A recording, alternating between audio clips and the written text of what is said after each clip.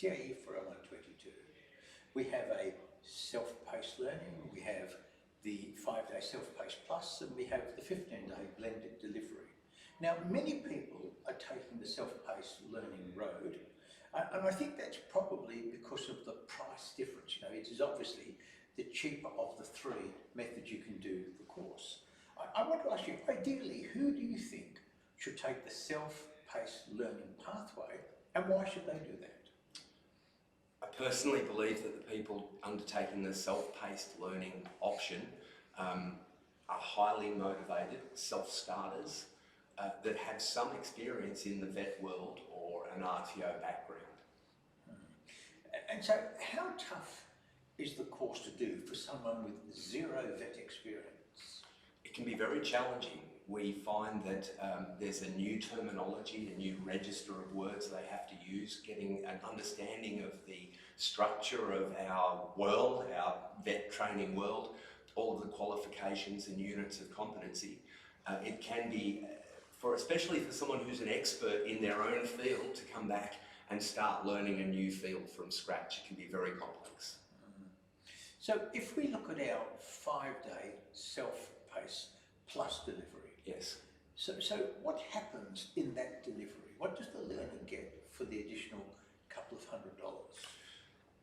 They get a trainer for a week, so they get to sit down or attend virtually with a trainer. The trainer will go through the structure of the course, give them some good underpinning knowledge of how the vet world works, the structure of training qualifications, training packages and units of competency.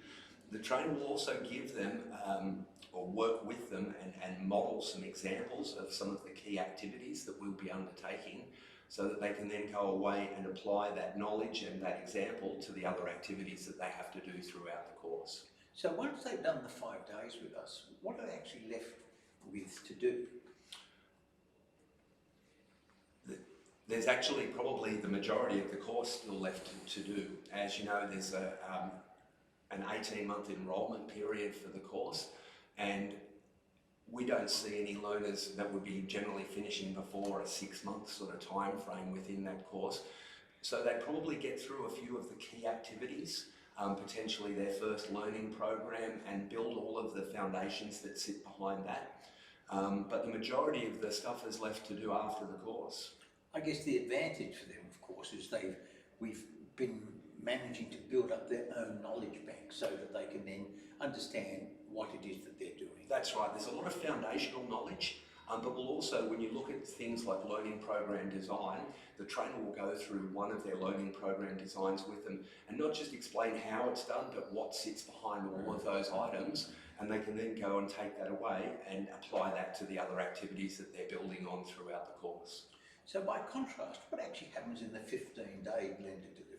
It's a much more expansive delivery. So we've got 15 days to spend with our learners, and we break the work into clusters. So in the first cluster, the first 5-day block, we look at the language literacy and numeracy, the foundation skills, the employability skills, and learning program design. For that cluster, they're actually required to design 2 learning programs. So we'll go through one with them and build it and show them how it's built and why those items sit where they do, and then they can go away and apply that to the second learning program that they have to design. In the delivery section, it's quite a complex section, that delivery section. There are 13 deliveries that are required in that cluster, and we generally will get through the ones that are the face-to-face items within there. So there are 5 deliveries that have to be delivered face-to-face in person to learners, and we will get through those particular ones. There are still potentially another 8 deliveries that have to be done after the course, but those can be done either in person with their simulated learner group or via video recording and submitted to us later on for assessment. In the assess cluster, the 3rd week that they do, we have to do validation, assessment, and also some items around professional development. So we do a lot of the key activities, and we'll model those examples with them, and again, leave them with those examples to then build on after the course. So if we look at what is left for a learner to do after the 15 days with us, what would you say they've got left to do? How much time do you think they would need? Depending on the pace that they work at within the 3 weeks, and their motivation and the amount of effort that they put into it along the way, there could be around about 50 hours worth of practical activities and around about 100 hours of underpinning knowledge questions to answer. Now, I believe there are quite a lot of questions people need to answer in the knowledge question workbook. Why are there so many questions? Realistically, there aren't a whole lot more than the older qualification. When we looked at our old knowledge workbook, there were 103 knowledge questions. In the new one, there are 130. But when it comes down to it, the units of competency that those are based on are a lot more complex. So where they've been built in, that we've got some points of knowledge evidence that need to be addressed throughout that. And where we look at some of those older units, there were 20 in the old units, and there can be up to 40 in the new knowledge components. Whereas, and I guess as an RTO, we're required to prove for audit that we have in fact assessed everybody against each of the elements out of knowledge evidence and performance evidence. So am I right in assuming that all of those knowledge questions meet every one of the knowledge evidence requirements of the units which are contained within the course? Absolutely. So they're mapped to each of those knowledge evidence components. And I guess the one advantage of the way that we do it is those knowledge evidence items are clustered. So you'd find that in each of the individual units of competency, for example, they might say, what are the standards for RTOs? And you might have to answer that 12 times. Because our knowledge workbooks are clustered, you'll only have to answer that once. So it is more detailed, but it's not as repetitive as it might be if you were doing it unit by unit. And the main question we get through customer service is how long will it take me to complete with each of the delivery models? What's your response to that? One of the key drivers behind all of this is our volume of learning that we have to address to meet our compliance requirements and the standards for RTOs.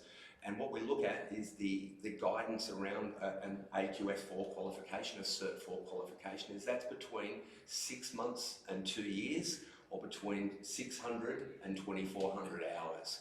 Ours works out at somewhere around about 650 hours for a person who has no previous vet experience. So is there an advantage for somebody who's quite IT literate in attending physically rather than attending the virtual classroom? An IT literate person who has all the right resources, so they've got a computer with a stable internet connection, a camera, perhaps a second monitor to help them through that course, and a nice quiet space to do that learning, should have no problem attending virtually. Now, I know that every one of our learners, regardless of how they do this course, get access to the TAE40122 discussion forum. What is on that, and how does somebody use it? Yeah, so we can provide learner support either via telephone, via email, or via the forums. The forums are a great place where previous learners have asked certain questions around some of our knowledge components and some of the practical activities. So they can go through and have a look at what those previous responses were from the trainers, or if there wasn't a question written already, they can type a question in, and generally within 24 to 48 hours, they're going to have an answer from the trainer. And I guess lastly, is there anything else you would like to add about the various methods of delivery that we provide for the extensive range of learners that we get? Absolutely. I think it's important to choose the right mode of delivery for the skills and the experience that you have. Ideally, personally, if I were to be doing the course again, I would choose the blended learning because I like the face-to-face learning environment, I like the interaction with the other learners, and I also value my time. I actually see that an investment in the blended program is probably going to cost me less in the long run in time than what the self-paced is, because I know that the course is going to get completed with a lot more structure and a lot more assistance along the way. Yeah, I hear that it would save hundreds of hours against somebody doing it self-paced. Without a doubt. No, thank you so much for your time. My pleasure.